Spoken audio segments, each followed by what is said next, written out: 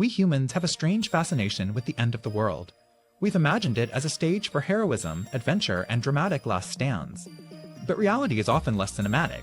Our civilization is a fragile, intricate machine, and the things that would actually kill us in an apocalypse are far more mundane. So let's explore a few popular doomsday scenarios and see how your grand adventure would likely end. Spoiler alert, it's probably not with a heroic sacrifice. First up, the classic, a zombie outbreak. You've seen the movies, you've chosen your weapon. You imagine yourself as a hardened survivor, a hero of the new world. The reality is, you probably wouldn't even be killed by a zombie. You would be killed by the collapse of infrastructure. Zombies don't maintain municipal water pumps. Within days, clean water stops flowing. You soon face the choice between dehydration and waterborne diseases. Neither is a good long-term survival strategy. On your desperate hunt for food, you find a can of expired ravioli. You take a chance. Cause of death? Dysentery in a gas station bathroom. Not very heroic.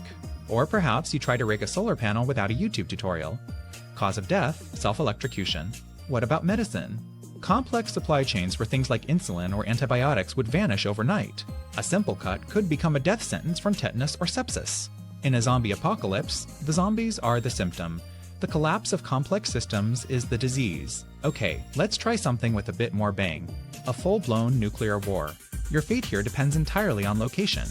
If you live near a major city or military base, you are one of the lucky ones. Cause of death? Instant vaporization.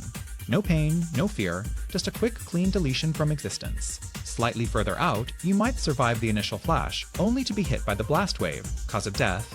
Being in a building that ceases to be a building and becomes a pancake of rubble at supersonic speed. But what if you're one of the unlucky ones who survives the initial blasts? Well, it might be time to reconsider your definition of lucky. The real killer is the aftermath, a phenomenon known as nuclear winter.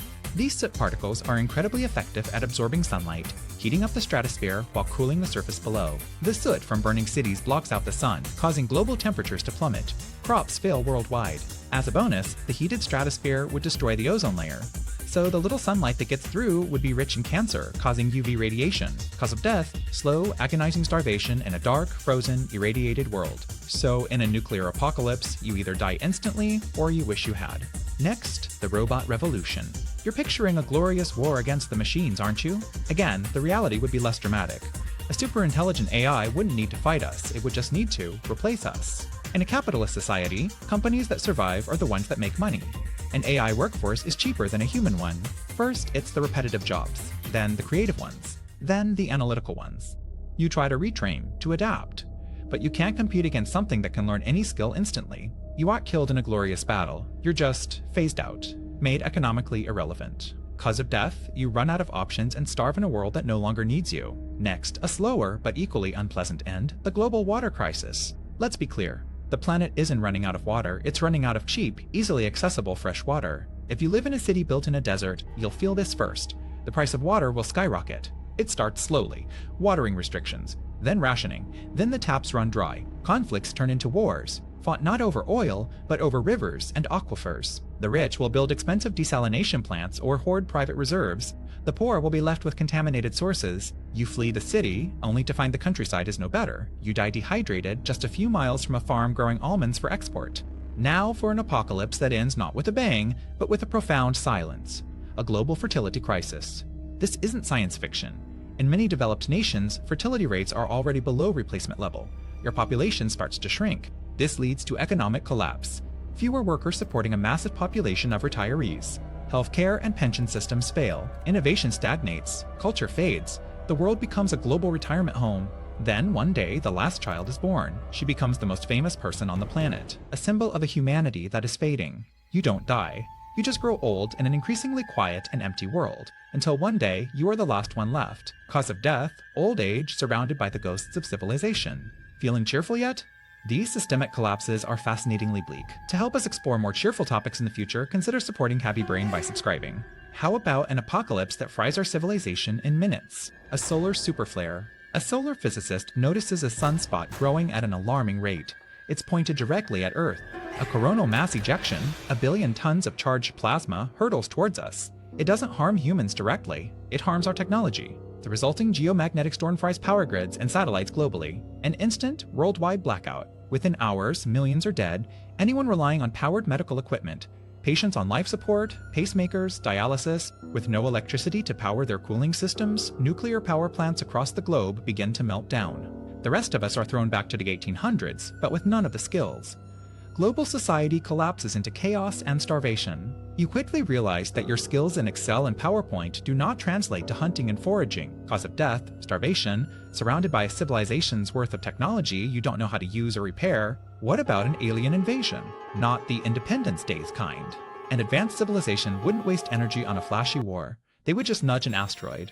Cause of death, dinosaur.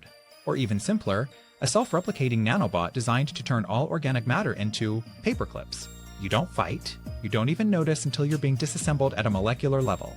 Cause of death, converted into raw materials for office supplies. Finally, the most ridiculous apocalypse of all, which might also be the most likely. Hey man, wanna go grab some lunch? Yeah, sure, let me just shut this down. A dialog box appears on its screen. Are you sure you want to shut down? All unsaved data in Universe Simulation 74B will be lost. The Capybara shrugs and clicks OK.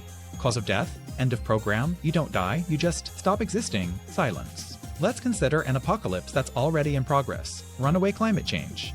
This isn't a single event, it's a cascade of interconnected disasters. Your death will be a matter of geography and bad luck. Live on the coast? Cause of death, drowning in your living room as the sea reclaimed your city. Live in a forested area? Cause of death, incineration by a fire season that now lasts 12 months. Live in a farming region?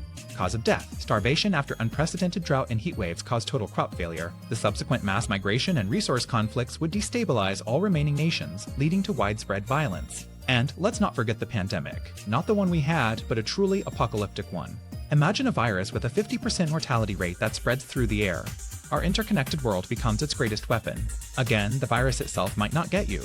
The breakdown of society will. Supply chains halt. Power grids fail as essential workers get sick. Law and order vanishes. Your biggest threat is no longer the disease, but your desperate neighbor. Do you see the pattern here?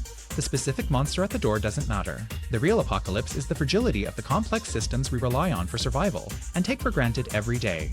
Your ability to watch this video relies on a chain of countless interconnected miracles of engineering and cooperation. That is the real threat, not the monster, but the breaking of the chain. Our civilization is a brilliant flame in a vast darkness. It's warmer and brighter than ever before, but it's also more complex and dependent on every part working. This isn't a reason for despair, but for awareness. Understanding our vulnerabilities is the first step to building a more resilient world. It means investing in robustness, in backups, and in the skills and communities that could survive a broken chain. Thinking about systems is what we do here. If you enjoy taking a step back to see the bigger picture, consider subscribing to Capybrain, because the best way to survive the apocalypse is to build a world where it's much harder for it to happen in the first place. The end of the world probably won't be an action movie.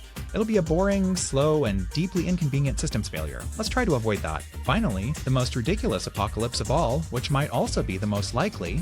Hey man, wanna go grab some lunch? Yeah, sure. Let me just shut this down. A dialog box appears on its screen. Are you sure you want to shut down? All unsaved data in Universe Simulation 74B will be lost. The Capybara shrugs and clicks OK. Cause of death, end of program. You don't die, you just stop existing. Silence. Well, that was anticlimactic. Hopefully our simulation runners don't get hungry too often. If you're still existing and enjoyed this video, subscribe for more existential thought experiments. Thanks.